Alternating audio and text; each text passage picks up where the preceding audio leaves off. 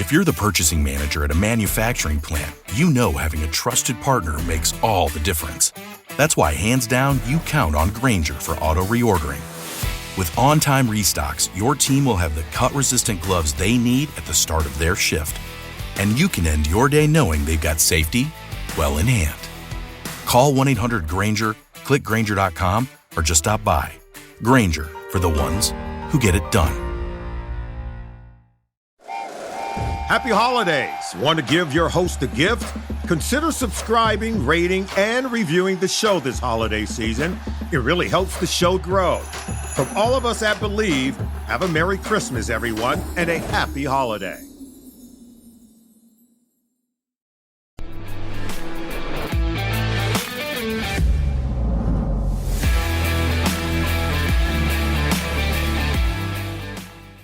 And what's going on, Los Angeles, Bruin Nation, LAFB fam? How we doing?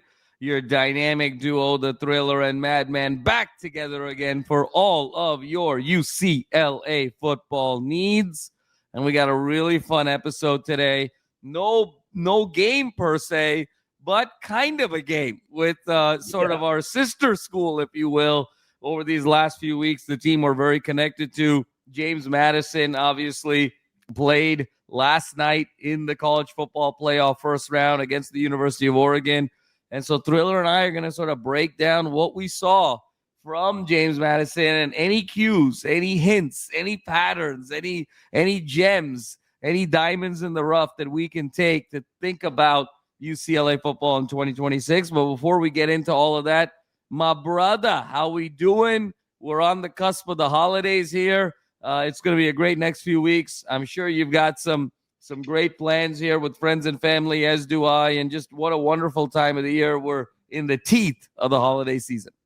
Best time of the year. And you and I are not, at 100%. I know you were sick last week. Dude, I had neck spasms this past week. Oh, my goodness. Sidelined me from a day of work and, just kind of stayed low and just was able to watch a bunch of sports. But, I mean, what was the better weekend than just to sit inside and watch as much sports as you can with the NFL, college football playoffs, and all the above, and our guy, Bob Chesney, on top of it. So it was a fun weekend, man. I'm excited to talk about what this James Madison Dukes team was able to do at Outson, man.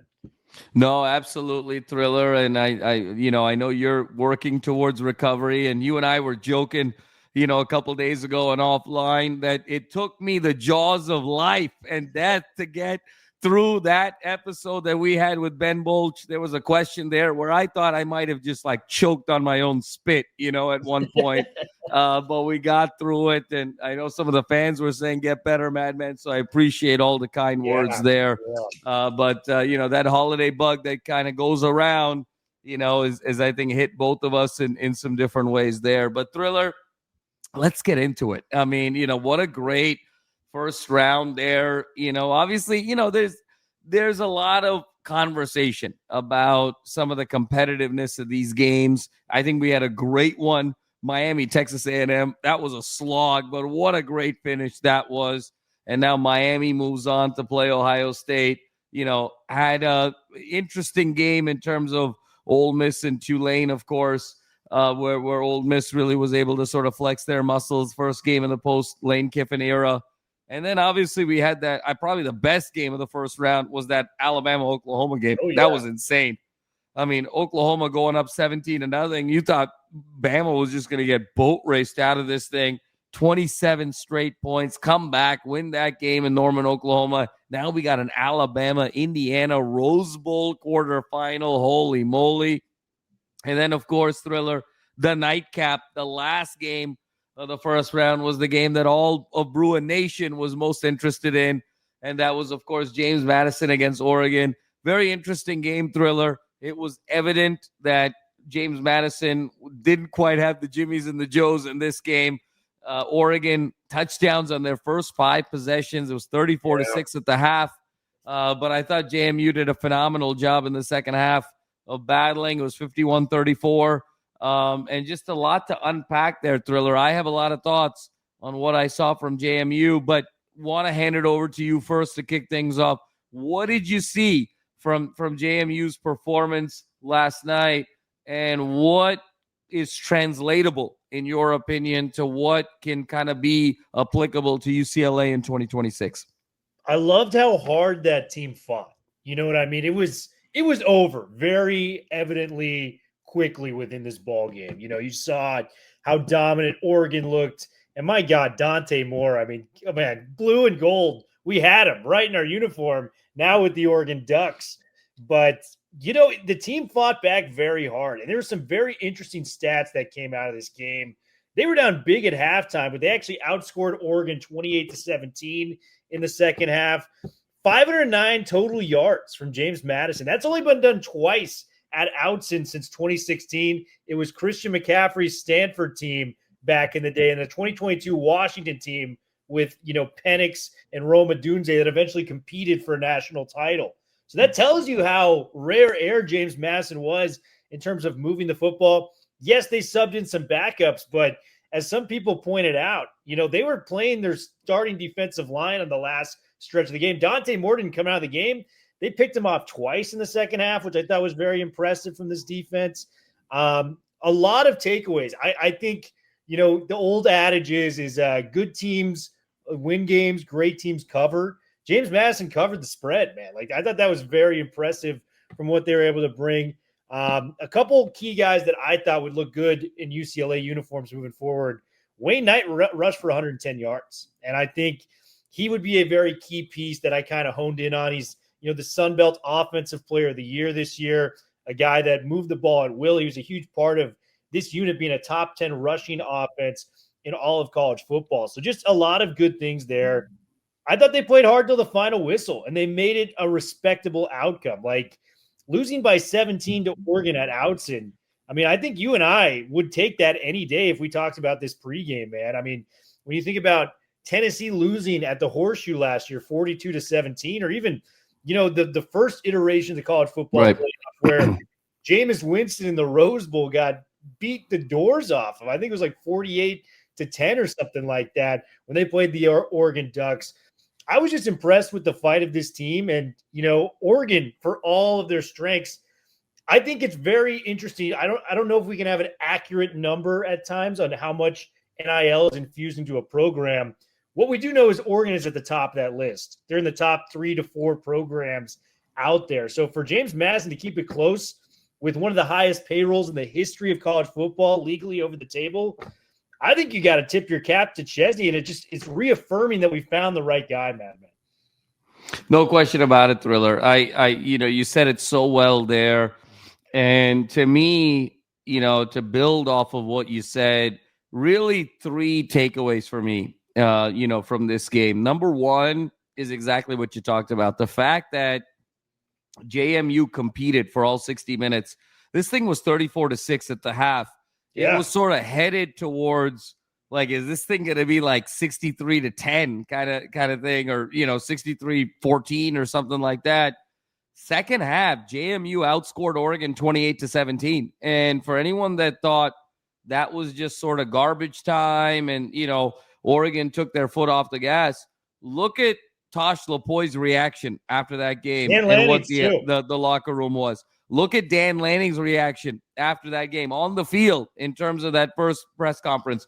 So it mattered a lot to Oregon to be able to finish this game. Dan Lanning emphasized it all week about playing 60 minutes, and JMU denied Oregon that opportunity to play 60 full minutes. And I think, Thriller, it speaks a lot to the adjustments that are made at halftime, and it really speaks to sort of coaching prowess. You get outscored 34-6 in the first half. You outscore that team 28-17 in the second half. And let's be honest, JMU, a lot of self-inflicted wounds in that first half. You know, those first few drives with the penalties when they got into the red zone, that carried over into the second half as well. But they were so resilient and overcame them. So Chesney was able to calm them down and told them not to, you know, sort of leave it all out on the field. He relaxed them. He changed some things schematically, and it just showed what a strong culture that he was able to build at JMU, that you competed for 60 minutes. And that's what you want to see at UCLA, where a team that's going to battle for 60 minutes no matter what the score is. And I think that was takeaway number one for me, is that he knows how to coach 60 minutes. He knows how to adjust at halftime, and nothing's really going to scare him in terms of points or scores or what have you. He's going to sort of want to play his game no matter what. That was number one for me, Thriller. Number two, I have to say, I think it got lost in a lot of the narrative. I thought Dean Kennedy called a hell of a game, particularly Really in the good. first half. I mean, think about that first drive, Thriller. That Oregon comes in, boom, the one-handed catch from Johnson. It's 6-0 right off the bat. JMU drove that ball 7 minutes off the clock, got into the red zone. Unfortunately, they and then they kicked the field goal. They had a couple of penalties there. They could have taken a lead in that game early, up 7-6. It was some self-inflicted wounds. First, exactly. And then the second drive, when you look at that beautiful trick play, they got back down there and then they missed the kick, and then things started snowballing. But when you think about the game that Dean Kennedy called, those first two drives of the first half, and how well JMU did in that second half, Thriller, to your point, 509 total yards, 312 total yards after halftime. I mean, think about that, 312 yards on an Oregon team that could potentially win the national championship in one half in their building. I loved what I saw from Dean Kennedy in terms of formations. I mean, there was just some really interesting stuff. You can tell that he's big on kind of eye candy pre-snap. You can tell he's very big on countering motion horizontally. Yeah. You got guys going in one direction. You guys got guys going in the other direction. I think his offense is predicated on confusion, getting the ball out quickly, and really kind of creating some mismatches in open space through that confusion. I mean, had some really interesting formations. There was that great wheel route touchdown. Then you saw they had that bunch, 5-wide bunch set at one point, and just all the different things that they were throwing at him. You could just envision Nico Iamaleava thrives so well here. Alonzo Barnett's a very good quarterback, did a really great job, but Nico just has so much more talent. When you pepper in kind of a run pass option type of offense with all of the misdirection that's going on from a horizontal standpoint, that lines up very nicely with Nico's game. And so takeaway number two for me, Thriller, was I think Dean Kennedy is a great, up-and-coming offensive coordinator, and I think he's going to do a fabulous job with UCLA. And then my third takeaway, Thriller, to your point is, hey, who are some of these diamonds in the rough that you can bring over, right? I mean, who are the guys that really stood out to you? And I got to be honest with you, Thriller, I love the way Wayne Knight competed, and I think to your point, Wayne Knight, along with potentially Woods and Javion Thomas, I think you've got a really nice three-headed monster there. Wayne Knight just never relented. He had that one big run late in that game where he sort of popped it off. That kind of got him over, 100 yards and got him to 110. But the guy just was tough as nails and competed the whole night. And you can see that burst that he's got in that second level and that ability to make some guys miss when he's out there in open space. Love what I saw from Wayne Knight. But I'll be honest with you, Thriller, I love the two wide receivers that I saw. Nick DeGennaro, I thought did a phenomenal job. The 5 catches, the 90 yards, that long touchdown. And then I loved what I saw from Landon Ellis. He got hurt sort of midway through that game. Taller receiver, lankier, more possession guy. You bring in an Ellis on the possession. DeGennaro, speedster, but from the slot. You sort of pair those two guys potentially, Thriller, with Gilmer. You really got something great. Obviously we lose TMA to graduation. Flores is in the portal. I think Matthews, you get the sense he might jump in the portal at some point. So you got to retool this wide receiver room, hopefully around Gilmer. But a Gilmer, DeGennaro, Ellis kind of core would be really nice in this Dean Kennedy offense with Nico as the quarterback. And then I think the guy that we love, it wasn't a game for him. Sahir West, I think, is a stud. But this was just not a game for him because Oregon just got out in front so early. It just sort of eliminated any sort of pass rush that JMU could do. And just the athletes on the outside, Oregon got the ball out so quickly. It wasn't really a game built for him to showcase his abilities. But I think you and I believe that Sahir West is going to be a big-time game changer. He's only a freshman. So I think for me, DeGennaro, Ellis, West, I think some of these guys really stood out. So I love the competition for 60 minutes. I love the formations and the offensive schematics from Dean Kennedy, and I love these diamonds in the rough, Thriller. Drinking and driving is a decision that will change your whole world. Things will never be the same once you get a DUI, because legal fees and time in court are just the beginning. Getting into a crash is another way your world could be irreversibly changed after drinking and driving. Your vehicle may not be the only thing that gets damaged in that crash. You could face a life-altering injury or even death. But you're not the only one who could face those consequences. Your decision to drink and drive could permanently change someone else's world, whether you injure them or leave their loved ones grieving. The next time you're out drinking, call a rideshare, a taxi, a sober friend, or a designated sober driver. Always plan for a safe ride home. The only decision that'll change your world for the better is the decision to call for a sober ride. It's never worth it to drive drunk. Don't risk it. Drive sober or get pulled over. Paid for by NHTSA. I hate to be the bearer of bad news, but DeGennaro is a senior. He has run out of eligibility. I looked into it after the last one. But Landon Ellis, 3 catches, 83 yards, had that 50-yard catch that really set up, James Madison. Very nice on a trickery reverse play. Would love to have him in a UCLA uniform. And he'd be such a good possession receiver for us. Long possession receiver. The guy who caught the shark wheel touchdown. I mean, let's bring him in too, man. I mean, we got options. Would you be interested in Alonzo Barrett maybe coming as well, challenging, a Nico for that starting job? I'm kind of in the camp where I love Nico and I believe in Nico, but I also want the best person for this system to get on the field. What if Barrett, he knows the system pretty well. He kind of manufactured this to over 500-plus yards of total offense against Oregon. Would you be interested in Barrett maybe throwing his name in the transfer portal and coming to the West? Thriller, I think it would make a lot of sense given that his familiarity with the offense. I'll be honest with you, though. I think Barrett missed a lot of throws last night. And, it was a little raw. He missed a lot of throws. He missed a lot of reads as well. Hung on to the ball a little bit long. The athleticism didn't really jump off the page for me. So to me, I think it makes a ton of sense for Barrett to kind of come. I think we welcome him because of his familiarity with the system.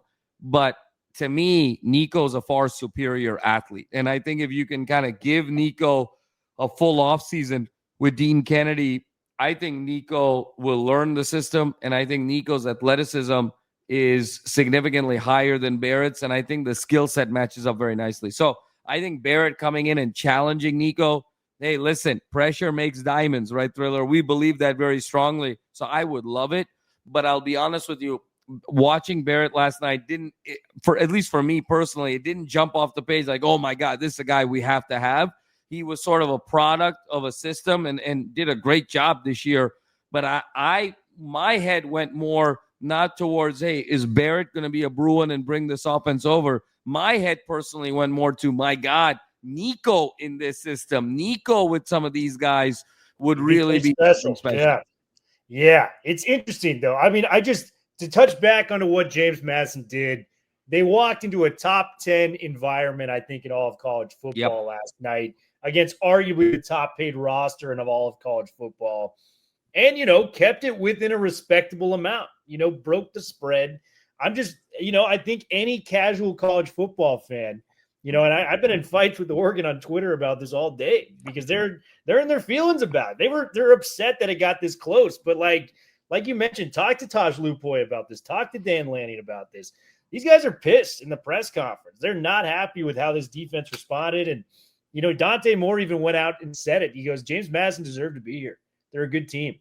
And, they got blown out in the first half. But, man, it's like that old meme where that guy's like, they had us in the first half. I'm not going to lie. In the second half, we came back and brought it. That's exactly what they did, man. So I think a lot of good players out here. I think Alonzo Barrett, I might be a little higher. I want to see him in Westwood. Let's see what happens. I think you got to open it up to everybody at this point because what last year's team was, for as talented as Nico was a 3 to 4 win team, at the end of the day. We didn't make a bowl game. So I would love to see a healthy change at that, with bringing it out with the old, in with the new, if you will. Yeah. No, Thriller, I hear you. I think you and I, though, And, we talked about this with Ben Bolch as well. I mean, Nico's a star. He just needs some things around him, and I think now with the right offensive staff, now with the right head coach, and look, I think this was such a great story, and we were genuinely rooting for James Madison because they are such a wonderful program. They have such classy fans, and it's just been a wonderful situation here in terms of this handoff. But I have to be honest, I'm also very excited now that Bob Chesney gets to be full-time UCLA coach as of December 20th when this transfer portal is opening up in early January. Now, he's got 12 days to sort of finalize his staff and really set out his game plan because like we talked about, Thriller, we got to get 30 to 40 players, hopefully, from James Madison. We got to hit this portal hard. We're really thin right now from a roster construction standpoint. We're really going to have to be reliant on this transfer portal. And the one thing I'll say, Thriller, up to your earlier point about, hey, how much of this was garbage time? How much was it, Oregon taking the foot off the gas? Look, you can argue it any number of ways. I'll tell you, Oregon looked very engaged in the second half of that game in terms of they wanted to compete. And James Madison just did a really nice job schematically and stayed with it. So I think you have to give James Madison credit there. And look, I mean, think about this. It's always fun to kind of think of things from kind of a crosstown rivalry perspective. Look, I think Lincoln Riley is considered one of the great minds from an offensive standpoint and a quarterback standpoint that there is. Arguably the greatest mind in terms of quarterback development. SC went to Eugene this year. SC had the Biletnikoff winner in Mekhi Lemon. SC has another arguably top 3 round pick in Jacoby Lane at wide receiver, stud in Tanook Hines, and Lincoln Riley's offensive system. SC had 27 points in Eugene, Oregon, and had about 400 yards of total offense. You can talk about garbage time all you want. James Madison had 34 points in Eugene and 509 yards of total offense. So it's not like you can talk garbage time, non-garbage time. You said it best, Thriller. Only twice in the last 10 years has a team gone into Eugene, Oregon, and put up 500 yards. And Oregon's been in this position time and again at home where they've gotten a huge lead. And guess what? It hasn't happened with these other opponents where it's gotten to this point. So I think James Madison did a phenomenal job of competing for 60 minutes, and all the credit in the world goes to Bob Chesney there. And that's the mentality that we're looking for here at UCLA in 2026. Well, Thriller, another great one in the books. Now it feels like things really begin. Chesney's here. I think it's going to be just lightning fast in terms of updates now for our Bruin community. We're going to be having coaching updates, guys coming in the portal, who stays, who potentially goes. This thing, to me, Thriller, is going to be a frenetic next 3 to 4 weeks. I think this next 15 to 30 days for UCLA is going to be so exciting in terms of all the transactions that are going to take place. And as always, Bruin fans, Thriller and I got you covered every step of the way. Before we get out of here, obviously got to pay the bills. Download the #1 sports app in the market today, the Sleeper app. Real-time chat, real-time stats, one-stop shop, fully immersive engagement. Tell them the guys from the LAFB network sent you. Use that promo code UCLA LAFB. Get $100 off your match bonus. You put in 100, you get another 100. 100 becomes 200. You can do all kinds of different things, all types of interesting lines, over and under, all different types of combinations. Download the #1 sports app on the market today, the Sleeper app, and tell them the guys from the LAFB network sent you. Well, Thriller, another great one in the books. And Bruin Nation, we are going to be breaking news as it comes here in the days to come. But until our next episode, just want to wish our whole community, our fans, just a very happy, joyous, memorable, safe, and just enjoyable holiday season with your friends and family. Thank you so much for making LAFB and this show a part of your lives, a part of your routine. We are all so grateful for you, and we wish you a wonderful holiday season. And until we get back together again, be loud, be proud, be passionate, Bruins. And like we always say, fours up forever, baby.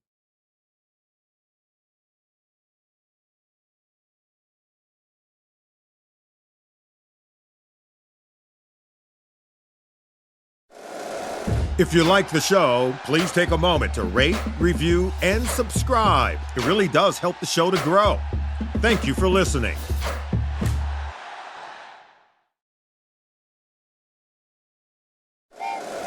Happy holidays. Want to give your host a gift? Consider subscribing, rating, and reviewing the show this holiday season. It really helps the show grow. From all of us at Believe, have a Merry Christmas, everyone, and a Happy Holiday.